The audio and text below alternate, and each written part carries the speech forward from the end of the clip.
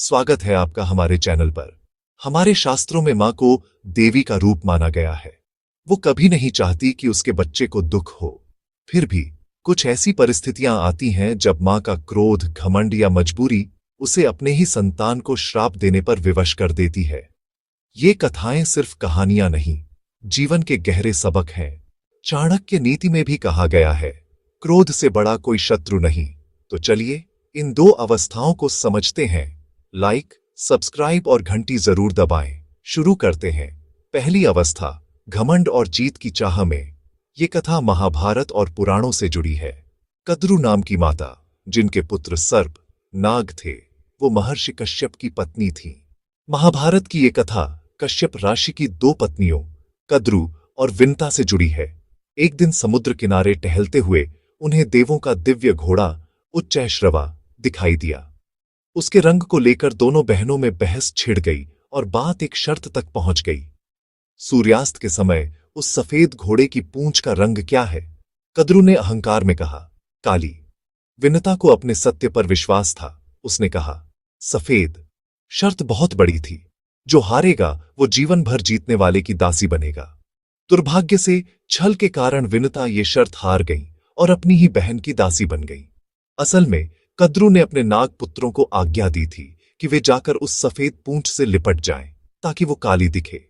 जब कुछ पुत्रों ने इस धोखे में साथ देने से मना कर दिया तो कद्रु का क्रोध भड़क उठा। तब क्रोध में कद्रु ने अपने ही पुत्रों को श्राप दे दिया, तुम सब राजा जन्मेजय के सर्प यज्ञ में भस्म हो जाओगे।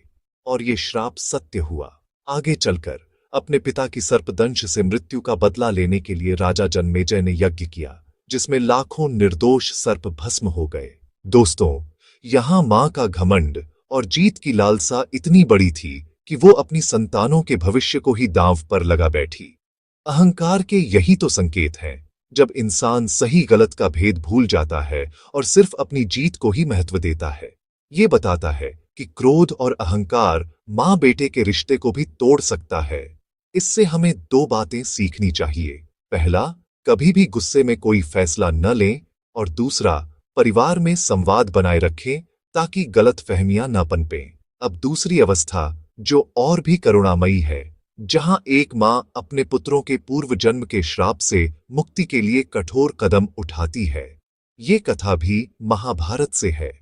गंगा माता, जिन्होंने अपने 8 पुत्रों को जन्म दिया। ये 8 पुत्र असल में अष्टवसु थे, जिन्होंने आर्षि वशिष्ठ की दिव्य गाय नंदिनी को चुराने का प्रयास किया था। क्रोधित होकर वशिष्ठ ने उन्हें श्राप दिया, तुम मनुष्य योनि में जन्म लो। दूसरी कथा है मां गंगा की, जो हमें कर्तव्य और मजबूरी के द्वंद्व को समझाती है। राजा शांतनु गंगा के दिव्य सौंदर्य पर मोहित होकर उनसे विवाह का प्रस्ताव रखते हैं। गंगा इस शर्त पर सहमत होती है कि शांतनु उनके किसी भी कार्य पर कभी कोई प्रश्न नहीं करेंगे, और जिस दिन वो ऐसा करेंगे, गंगा उन्हें हमेशा के लिए छोड़ देकर चली जाएंगी। शांतनु प्रेम में इतने डूबे थे कि उन्होंने तुरंत यह वचन दे दिया। विवाह के बाद जब उनके पुत्र होते तो गंगा एक एक करके उन्हें नदी में विसर्जित कर देती। उन्होंने अपने 7 पुत्रों को इसी तरह मुक्त किया। लेकिन जब 8वें पुत्र की बारी आई तो शांतनु का धैर्य टूट गया। उन्होंने गंगा को रोक लिया और इसका कारण पूछा। वचन टूटते ही गंगा ने अपना रहस्य खोला।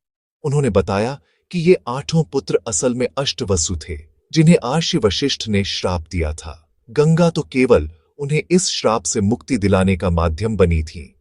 वो अपने पुत्रों को मारने जैसा कठोर कार्य कर रही थीं, लेकिन यह उनकी मुक्ति के लिए था। ये कथा दिखाती है कि कभी-कभी एक मां को ऐसे कठोर निर्णय लेने पड़ते हैं जो बाहर से क्रूर लग सकते हैं, लेकिन उनके पीछे संतान की भलाई और मुक्ति का गहरा उद्देश्य छिपा होता है।